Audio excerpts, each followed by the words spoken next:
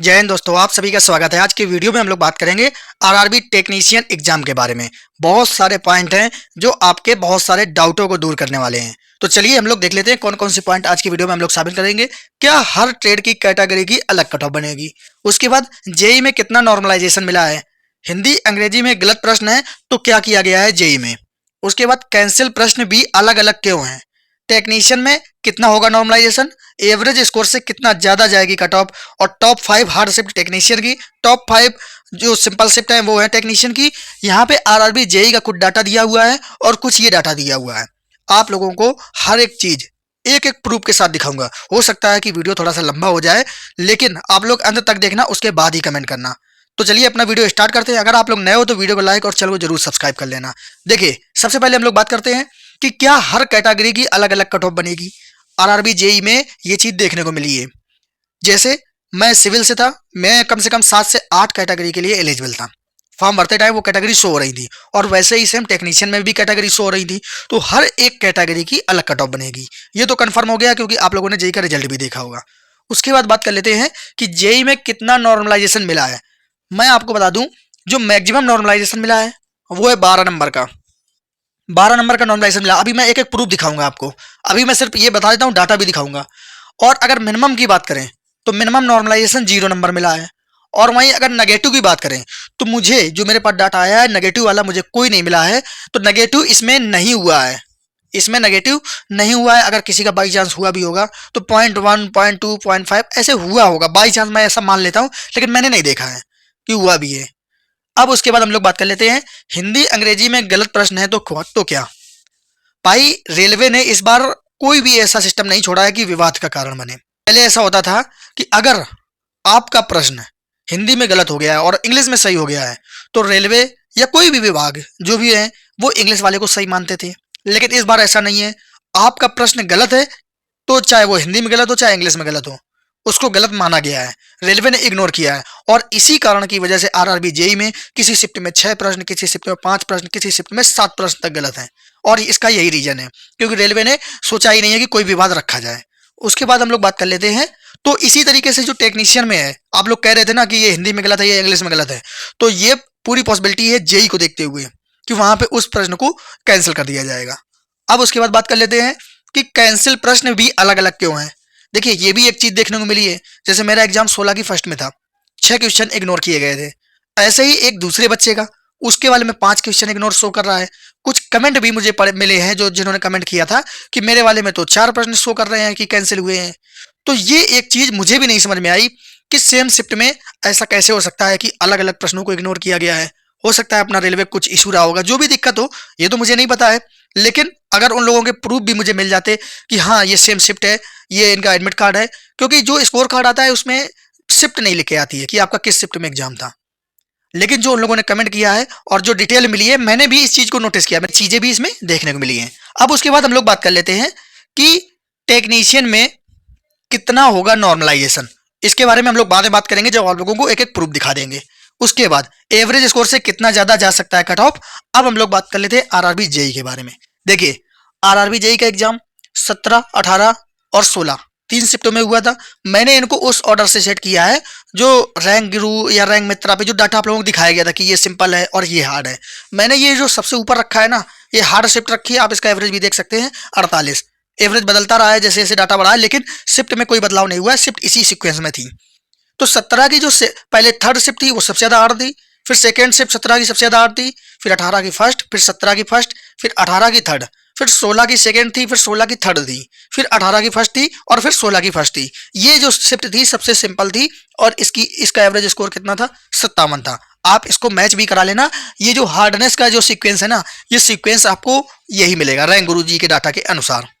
अब उसके बाद बात कर लेते हैं, सबसे पहला आप लोगों को स्क्रीन पे दिख रहा होगा 16 दिसंबर का। 16 दिसंबर का आप लोगों को दिख रहा होगा। आप लोग देखिए, इसमें रॉ मार्क कितने हैं? 68। नॉर्मलाइज्ड मार्क कितने हुए हैं? 73। स्कोर कितना बढ़ा है? 5 नंबर बढ़ा है। ये 16 दिसंबर की शिफ्ट रही होगी। अब हम लोग देख लेते हैं, 16 दिसंबर की एक शिफ्ट ये है और 2 शिफ्टें ये हैं। अब ये देखिए, ये सिंपल शिफ्ट में आ रही थी, सिंपल शिफ्ट में, लेकिन नॉर्मलाइजेशन मिला कितना है? 5 नंबर का। लेकिन ये जो फर्स्ट शिफ्ट थी, इसमें मैंने बहुत सारे लोगों का डाटा देखा है, यहाँ पे इस शिफ्ट में जीरो नॉर्मलाइजेशन मिला है, यहाँ कोई नॉर्मलाइजेशन नहीं मिला है। अब उसके बाद तो इसका मतलब कि ये शिफ्टें यहाँ पे रही होंगी, तो मतलब यहाँ तक तो नॉर्मलाइजेशन मिला है। अब इसी दो में से कोई एक शिफ्ट ऐसी होगी जिसको ये 5 नंबर का नॉर्मलाइजेशन मिला है, क्योंकि शिफ्ट शो नहीं हो रही थी। हो सकता है सेकेंड हो सकता है थर्ड हो। अब उसके बाद बात कर लेते हैं 16 दिसंबर की एक और शिफ्ट है। अब इस शिफ्ट में ये देखिए 57 नंबर थे और बढ़कर हो गए 64, मिला कितना नॉर्मलाइजेशन? 7 नंबर का मिला है। अब देखिए यहाँ 5 नंबर का मिला है, यहाँ 7 नंबर का मिला है। और ये जो शिफ्ट है ना, इस शिफ्ट में जीरो नॉर्मलाइजेशन मिला है, ये बिल्कुल कंफर्म है, मेरे पास पूरा रोल नंबर रिजिट सब कुछ है। तो इसमें जीरो नॉर्मलाइजेशन है, तो इसका मतलब ये भी इन्हीं दोनों पे रहा होगा। तो देखिए इसे दोनों में से एक का होगा, तो मैं ये मान लेता हूँ कि ये वाली थोड़ी सी ज्यादा हार्ड थी। हो सकता है कि ये 7 नंबर वाला इस सेकंड का हो और ये वाला इसका फर्स्ट का हो। इसका मतलब ये तो सबूत मिल गया कि यहाँ तक तो हमें नॉर्मलाइजेशन मिला है अभी तक। अब उसके बाद फिर एक स्क्रीनशॉट देखिए 17 दिसंबर का। अब 17 दिसंबर में आपको सो रहा होगा 61 नंबर है और बढ़ के हुए कितने 72, नॉर्मलाइजेशन मिला 11। आप लोग देखते रहना, स्क्रीनशॉट में सब दिखा रहा हूँ। अब 17 की शिफ्टें कहाँ कहाँ पे हैं, एक और एक ये सबसे हार्ड है। मतलब पहले सबसे ज्यादा हार्ड कौन सी थी? 17 की थर्ड, और फिर 17 की सेकेंड थी, इस सीक्वेंस था। और उसके बाद ये पहला, दूसरा, तीसरा, चौथे नंबर की जो हार्डनेस थी वो थी 17 की फर्स्ट। इसका मतलब इन्हीं 17 में से कोई ये रहा होगा जिसको 11 नंबर का नॉर्मलाइजेशन मिला है। अब उसके बाद बात कर लेते हैं 17 दिसंबर का एक और स्क्रीनशॉट, जहां पे ये बन रहे हैं 57 नंबर और नॉर्मलाइज होके हो गए हैं 69। नॉर्मलाइजेशन कितना मिला है? 12 नंबर का मिला है। देखिए ये भी 17 की ही है, तो मैं ये मान लेता हूं कि इन दोनों का जो स्कोर है, जो 11-12 नॉर्मलाइजेशन मिला है, ये जरूर इन दोनों शिफ्टों का रहा होगा जो सबसे ज्यादा हार्ड थी 17 की। यहां तक तो सब कुछ सही बैठता है। अब उसके बाद बात कर लेते हैं, ये है हमारा 18 दिसंबर का। 18 दिसंबर पे आ गए। अब 18 दिसंबर में जो जो यहाँ पे रोमार्क है, आप देखिए 62 नंबर दिया हुआ है। नॉर्मलाइज होके कितना 68 हुआ है। नॉर्मलाइजेशन मिला कितना? 6 नंबर का नॉर्मलाइजेशन मिला है। अब 18 की शिफ्ट देख लीजिए। 18 की शिफ्ट एक तो हमारी ये दे रखी है, 18 की एक ये दे रखी है और एक 18 की ये दे रखी है। तो इन्हीं तीनों में से कोई होगा। ये 18 की फर्स्ट, ये तो खैर हार्डनेस में आती है तो इसको तो ज्यादा नॉर्मलाइजेशन मिलना चाहिए, लेकिन इसमें नॉर्मलाइजेशन कितना मिला है? 6 नंबर का। तो इन्हीं तीनों में से कोई ना कोई होगा। अगर मैं मान लेता हूं कि ये यहाँ पे नॉर्मलाइजेशन ये वाली शिफ्ट है, यहीं पे आप 16 की सेकेंड और थर्ड को देखेंगे तो यहाँ पे मैक्सिमम जो नॉर्मलाइजेशन अभी तक मिला है वो 7 नंबर का मिला है। इन्हीं में से कोई शिफ्टें रहेंगी। और यहाँ पे आप खुद देखिए, यहाँ पे भी 7 नंबर मिल रहा है। इसका मतलब ये यहाँ नहीं रही होगी, ये यहाँ पे कहीं इन्हीं दोनों में से कोई ये 18 दिसंबर वाली रही होगी जिसको 6 नंबर का नॉर्मलाइजेशन मिला है।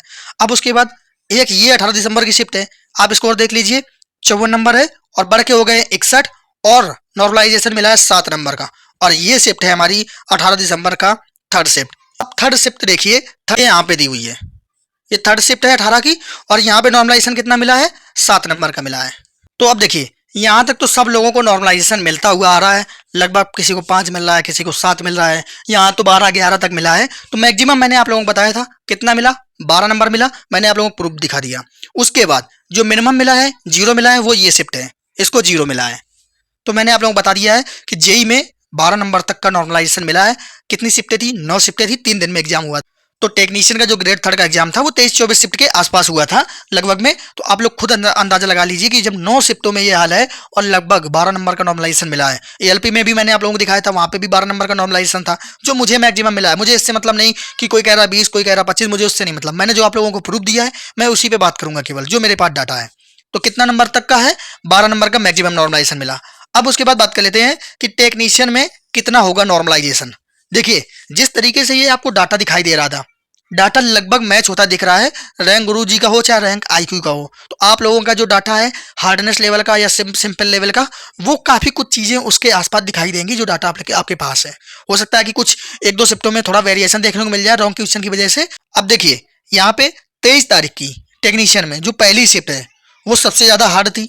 29 की सेकेंड शिफ्ट, फिर थी 26 की थर्ड, फिर थी 27 की सेकेंड, फिर थी 23 की थर्ड, फिर थी 27 की फर्स्ट। ये शिफ्टें थी, इस क्रम में आ रही हैं। सबसे हार्ड थी हमारी 23 वाली ये वाली शिफ्ट, आप लोगों को जो डाटा दिया गया था।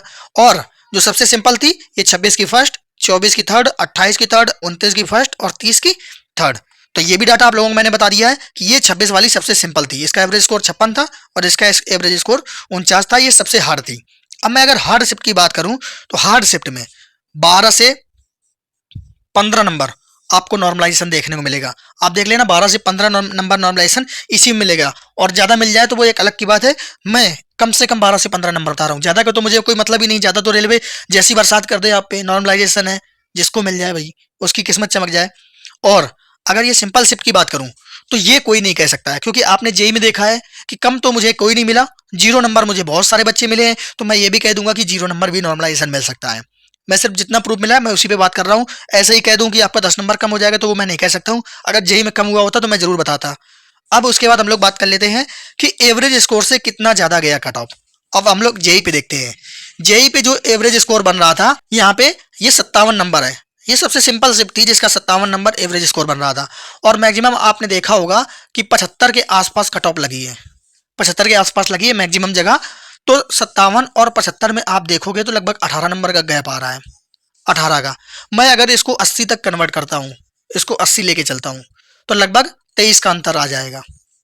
80 तक मैं ले गया और इस 80 में हर एक जोन पे सिलेक्शन हो जा रहा था। और ये 80 मैं नॉर्मलाइज्ड मान लेता हूँ, ये नॉर्मलाइज्ड स्कोर था जेई में।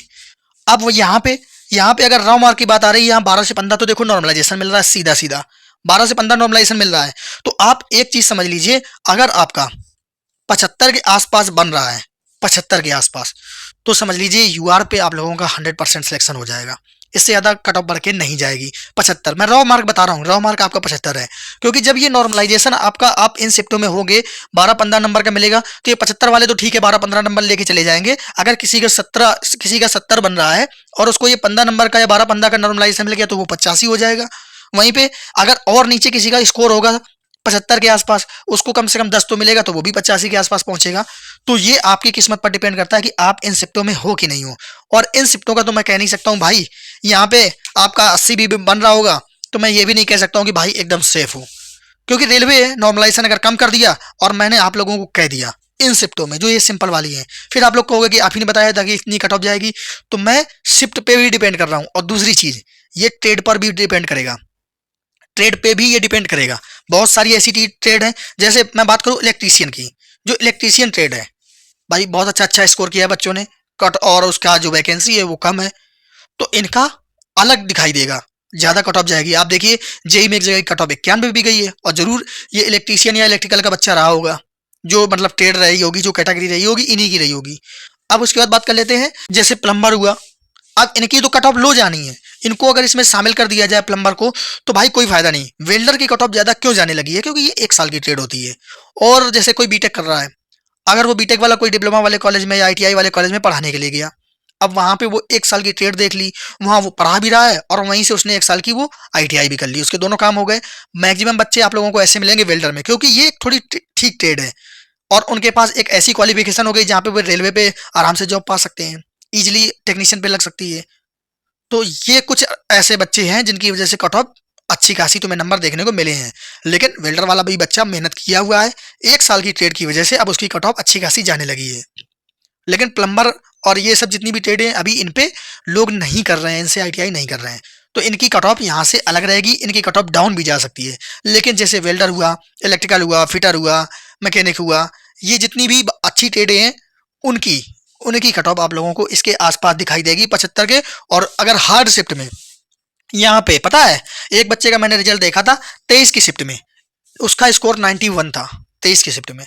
अब बताइए उसको क्या फर्क पड़ेगा। और एक ये 27 पे था, 27 की शिफ्ट में उसका स्कोर था 85। अब इन लोगों को क्या तकलीफ होगी। अगर ये हार्ड शिफ्ट में है तो इनको तो कोई फर्क नहीं पड़ रहा है, क्योंकि इनको तो नॉर्मलाइजेशन मिलना है और वैसे भी इतना अच्छा स्कोर है। तो इनके लिए तो जिसका अच्छा स्कोर है इन हार्ड शिफ्टों में, तो भाई उनको तो टेंशन की जरूरत नहीं है। अब मैंने हर एक चीज बता दी है, अगर अभी भी कोई डाउट रह गया हो तो आप लोग कमेंट जरूर कर देना। और अगर इसी बेसिस पे आप लोग कट ऑफ चाहते हो कि जो मैंने इसका पूरा एक एक एनालिसिस किया है, और ये रियल एनालिसिस है, पूरा एक एक एनालिसिस किया है, इसी के हिसाब से अगर कट ऑफ चाहते हो तो कमेंट कर देना। वरना इसके लिए मैं कट ऑफ का वीडियो नहीं बनाऊंगा। कि अगर कोई और अपडेट आएगी तो आप लोगों को बताता रहूंगा, या कुछ मुझे ऐसा पॉइंट दिखेगा कि आप लोगों को जरूरत है तो मैं जरूर वीडियो बनाऊंगा। लेकिन आप लोग जरूर कमेंट करना। तो हम लोग मिलते हैं अगले वीडियो में। जय हिंद।